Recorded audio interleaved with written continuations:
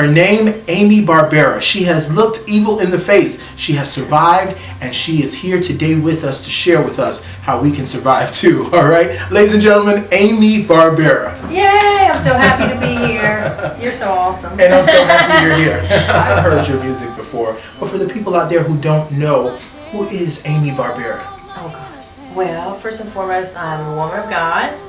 I'm a bubbly, fun, down-to-earth person. I like to have fun. I like to be real. I like to write songs that make a difference in people's lives. And my sweetheart says that I'm very naive and trusting. Okay. Well, that's a start on our show today. Yeah. Speaking of the subject. But I don't want to let go of that part of myself. Okay. I mean, I am a little bit more cautious now. So were you always like that even as a child? Always, okay. Always. And you got to remember, I grew up in a very small town called Hagerstown, Maryland, where we didn't have to lock doors. Wow. We had one Walmart, one Target, one mall. Yeah, small town. 4 high schools in the whole entire Hagerstown. I've heard people say before that when you grew up in a small town, you usually have this naive personality. Have you noticed that? Well, you said you noticed that about yourself. And when I moved to South Florida, I was young and, and trusted everybody. And my roommate was like from Palm Beach, and she's like, "You don't lock the door, And I didn't lock the car doors, house doors. You have to lock your doors down here. So I can say that I'm naive, but I want to keep that side of myself. Yeah. Well, I think what you want to keep the sweet side of yourself. The sweet side. You don't want to lose your sweetness. Yeah. Okay. You're this young evangelist, and you are singing, and you walk into a situation that you didn't see coming.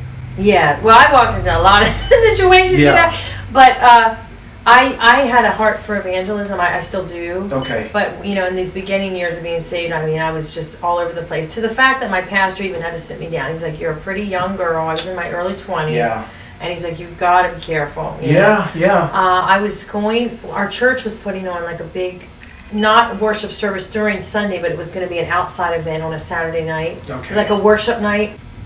This guy was there.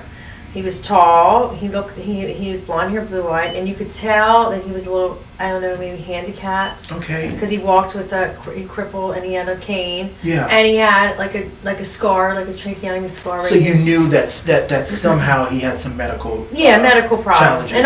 And that's my heart. I have a heart for special needs. I sang for a lot of special needs. Yeah. And I was talking to a guy friend of mine, and this guy, Kevin is his name, he came right in between, and he was very, direct.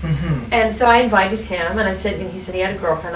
Did that moment, let me stop you to ask you, did that moment shock you? Because one thing about people who are not so good people, they have a tendency to overlook boundaries. And they'll step right into... Exactly. I had a weird, why would he do that? A weird feeling.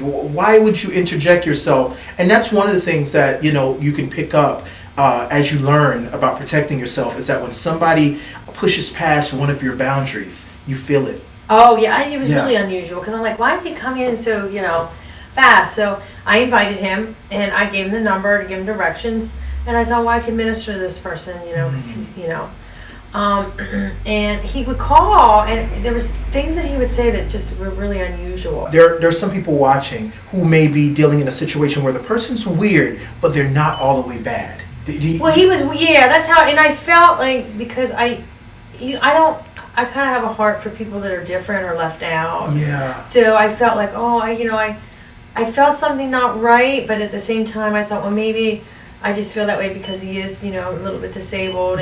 But when he would call the house and say certain things, it just didn't gel right. It didn't sit right with you. No. Yeah. Like he'd ask inappropriate questions and even bring the Bible into it. And he used to say, you went through everything, second guessing yourself. But it was like, and I felt like, I feel bad for him. He's crying, it was all set up, premeditated. Yeah. So I get there, and we're in the parking lot, and we're going to go in Chili's, and he said, no, let's go to, it was a Ole Ole, it was a Mexican restaurant. Okay. We were parked right at Chili's. Okay. And stupid me, which I shouldn't have gotten in his car. And instead of him going... So you park at one location. At Chili's, and he says, well, maybe ride with me somewhere else. Which was a dumb thing to do. Instead of driving to the front, where you normally go to the other side, he drove behind where the back of Publix and all that, where the dumpsters and all that. And I didn't even think anything, and he has the most horrific hardcore rap music than I've ever heard. Okay. Part of me knew something was not right. Okay. I even asked him, why are we doing this?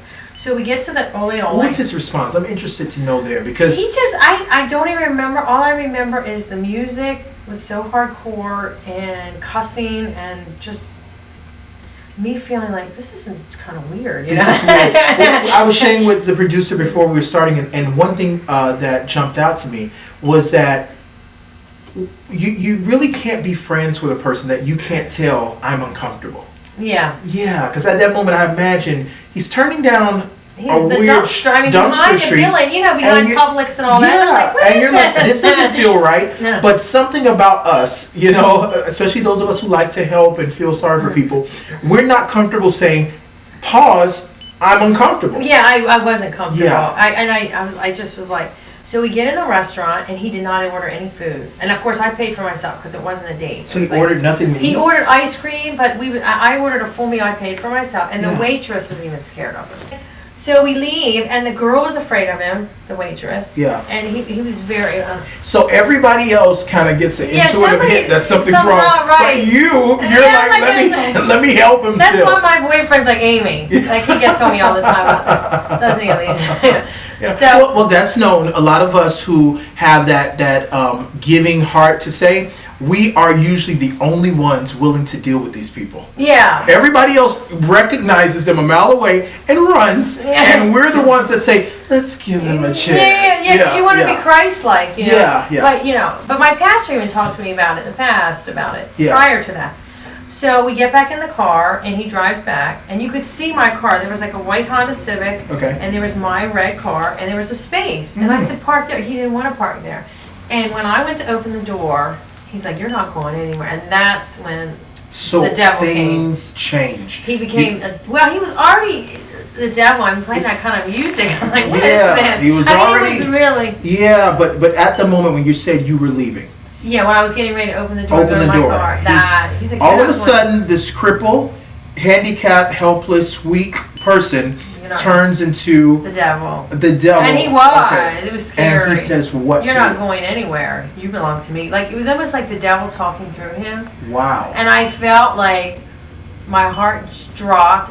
I was like, who are you? I felt like I was in, like, hell for a moment. Because Yeah. you're, like, so scared. Yeah. It's the scariest feeling. When you see it on the crime channel, you're so Yeah, scared. yeah. You felt the feeling that we watch on TV. It's scary. You felt it. It's Yeah. really scary because by the way he was talking, he was cussing profusely, using the F What was he word. saying? Just F this, and you're not going anywhere. Just really like the devil. Okay, so Amy, what was your reaction? Screaming. I opened the door screaming. I've never screamed like that. I can't even reenact that scream. Yeah.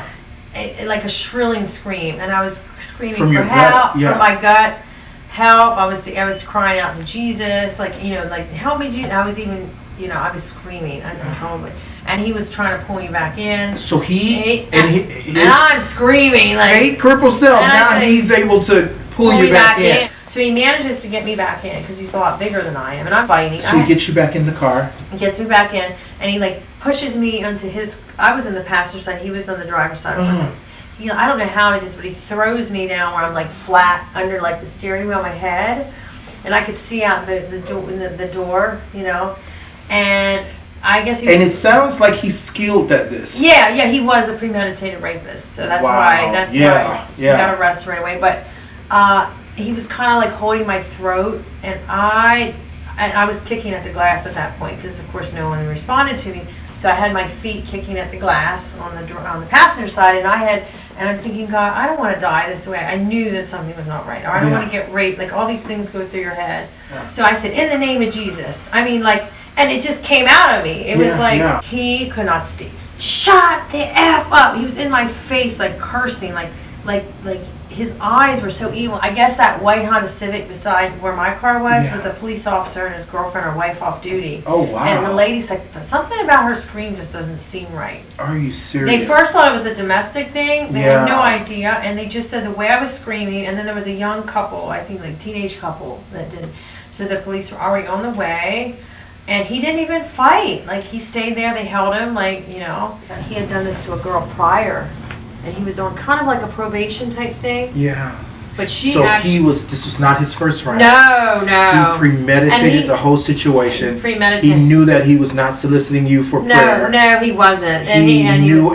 And is it amazing that all of that is going on his end, and you're over here with your uncomfortabilities, and you're ignoring yourself while all of that is going on, and yourself is telling you the truth. How has it changed you? Well, Shaped your I'm life? much more cautious. Yeah. Much more cautious. I listen to my gut more. Yeah. I still want to keep that sweet, loving side as far as, reaching out to people, but you have to listen to your gut a lot more. Yeah. Big time. You survive, you thrive, and you're here today. Yay! Amy Barbera! Yay. If you haven't heard Make Me a Butterfly, okay? Do kids like that song too? They do. I know they do. Yeah, little kids. It reminds me of Frozen. Yeah. Yeah, they do. They like it. Now, let's talk about this album, okay? This was my recent one. Yes, DJ Triumph. DJ Triumph. And that one I released just in October of 2015. It's a healing meditation called Breath of Angel. How could people find you and Well, get I'm your all over music? the internet. My website is amybarbera.com, AMYBARBERA, and I'm on Facebook. I have a fan page. I'm on Twitter, Reverb Nation, Google Plus, everywhere. The only thing I'm not on it yet is Instagram, which I need to do that. Okay, It's finding the time. Thank you so much for Thank being you. here. You're the best. Thank you. It's beautiful.